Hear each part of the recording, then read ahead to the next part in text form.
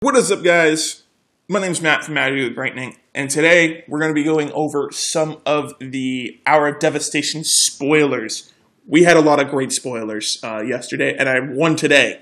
So far, only one today. I'm very excited for him, but let's go over the newer guy. Anesh Sphinx Sovereign. It's a 4/4 flying for 4 and 2 blue. Sphinx spells you cast cost 2 less to cast. A Sphinx Dex? Yes. I think we have a few Sphinxes in Standard. I'd have to look them up. I'll probably have some of the cards right there, or the stronger Sphinxes on the screen for you right there, that this can be very well against, or very well with. But it says, whenever Anesh Sphinx Sovereign, or another Sphinx, so it happens when he comes out too, enters the battlefield under your control, reveal the top 4 cards of your library. An opponent separates those cards into 2 piles. Put 1 pile into your hand and the other into your graveyard. So basically, he's saying your Sphinx costs 2 less, and whenever one enters the battlefield, including itself, you get to play Fortune's Favor, but it's like you get to see all the cards, not 2 flipped down and 2 flipped up. So it's very, very, very strong. Definitely going to make a Sphinx deck. I don't know if it's just going to be mono blue. I'd have to see the other Sphinxes in Standard, like I said. But I think most of the Sphinxes are in blue that I can think of right now. So this guy seems very good. The one concern I have with him is his 4 toughness. That can get killed by Grasp of Darkness. Yeah, so he doesn't really protect himself in any way. If he was a 4/5, that would be really strong, but he's not. So a 4/4, but it makes your other Sphinxes cost 2 less. If you can keep him out, he's very, very strong.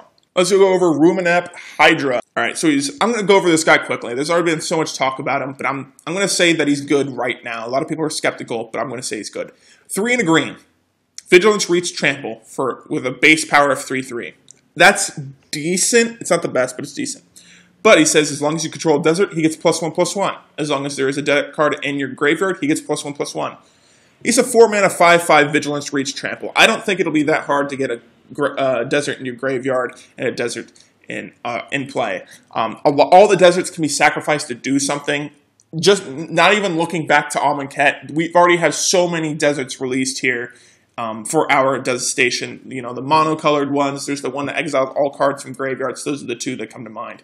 But right there, if you play a playset of both, if you're playing maybe a green-red desert deck, that's 12 deserts. Like, okay, it shouldn't be too hard. I mean, there's also desert cards from Amonkhet. I can think of 2. I think there's actually 3 in Amonkhet. So, I think this guy is very good. We're going to be saving the best for last. No, I'm not talking about the Locust God, the one we're about to talk about. We're going to be talking about a different thing for the last thing, the thing I'm most excited for.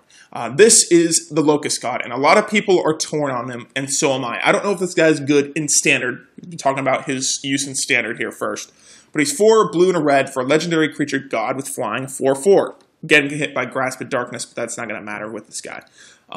Whenever you draw a card, create a 1/1 blue and red insect creature token with flying and haste. That's strong. The haste is very relevant. And his ability is 2 blue-red, draw a card, then discard a card. When the Locust God dies, return it to its owner's hand at the beginning of the next end step. Okay, so the problem I have with this dude is he's very vulnerable to removal. I don't think the moment he comes out, people are just going to try to remove him as quickly as they can. They'll waste all the resources killing him because he can be very strong once he stays around. But if he stays around an entire turn, maybe you're playing against an aggro deck and they've burnt out their hand and you're playing a blue-red control deck, you keep this guy out next turn, pull for tomorrow for like 6 or 7. You just created 7/1/1 flyings with haste, like, cool. And you just drew 7 cards. Like, oh, that's such a strong combo with this and pull from tomorrow. But outside of that, if you're playing against another control deck, there's no way this guy stays in the board. I just don't think so. At 6 mana, I don't think it's going to get any competitive play. I can see making a deck built around him. I could 1000% see that. But outside of that, no, not in competitive.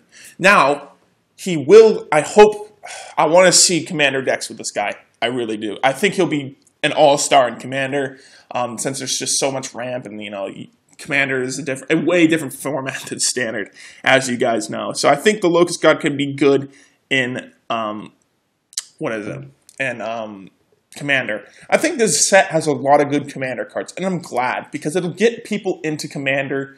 I'm not super into Commander. I'm mostly a Standard guy, as you guys know. I only make Standard deck techs. I don't really talk about the other formats.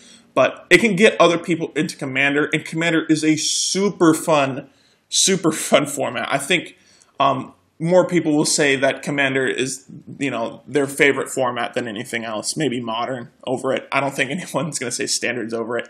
But this guy could be very, very, very, very, very, very, very good in Commander.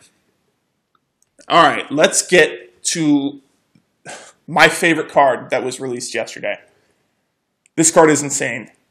Mill is back in Standard. Not just because we have Startle Awake. Not because we got some 2-mana Mill 5 card in Amonkhet. No, it's because of this card. I can't believe this card's a thing. I can't believe Mill is back in Standard. 2 and a blue for an enchantment or a curse. Enchant player. At the beginning of each end step, enchanted player puts X cards in the top. Okay, mills themselves X. We're going to skip some of the not-important text here. So at the beginning of each end step, they mill themselves X, where X is the number of cards that went to their graveyard from anywhere this turn. They discard cards from their hand. That counts. Creatures die. That counts. They ultimate Planeswalker. That could count. Anywhere. Sacrifice a land, that counts. Grapple with the past, that counts. Like, okay, they can help mill themselves. It punishes them for playing spells. And the great thing about this card, the only things that I think people are actually sideboarding in for enchantment removal is Fragmentize. That's it. I don't think a lot of people sideboard that in anyway, because artifacts aren't being that huge anymore.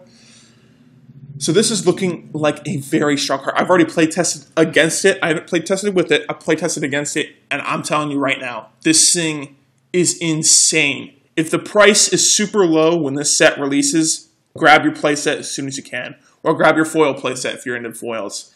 If you're like a Modern player or whatever, get the playset at the cheapest possible point. I'm talking even if it's $1, $1 per card, and even $2 per card. This card is insane. It is actually insane. Makes mono blue mill or blue white mill. I'd rather have mono blue mill. Really, really, really, really possible. Really possible. Startled Awake mills 26. Like everything just doubles. Oh, you don't know how excited I am for this card. I am ready to make a mill deck. I am ready for it to be good. I can't wait. I really can't wait until the set releases now so I can play this against my friends. Because blue-black mill is one of my favorite things to play in Modern. And I might throw this in there.